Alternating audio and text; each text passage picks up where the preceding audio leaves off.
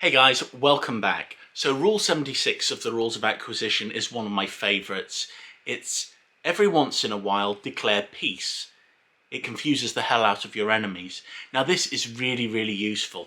So I say a lot when I'm talking about dealing with things like trolls, people who attack your business, bad reviewers.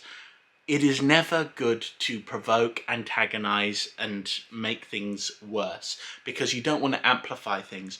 What you want to do is you want to be as peaceful and cordial as possible when you're dealing with people who are attacking your company.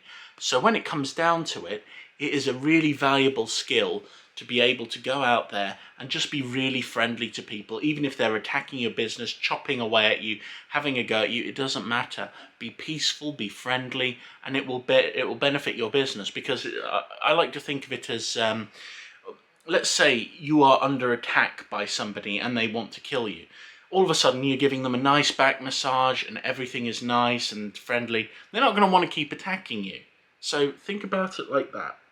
When it comes down to it, ultimately what you need to try and achieve is you need to achieve peace in everything.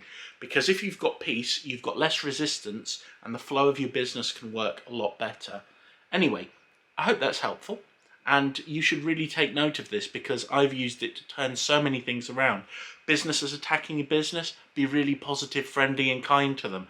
They stop attacking you, even though you're competition, because it does not look good. It makes them look really bad optically, so they don't want to keep engaging in it. Let's say you've had a bad customer experience, right? And you've really got negative, a customer who's saying really horrible things. By being positive to them, you're showing you're taking the higher ground. Whenever anyone reads that review, they're going to see a positive, friendly response underneath, one way you're trying to help. And you should take the advice on board if they've got good advice, because no business is perfect and they may have found flaws. So it's always good to be really peaceful and friendly with everyone. Anyway, hope this helps. Bye!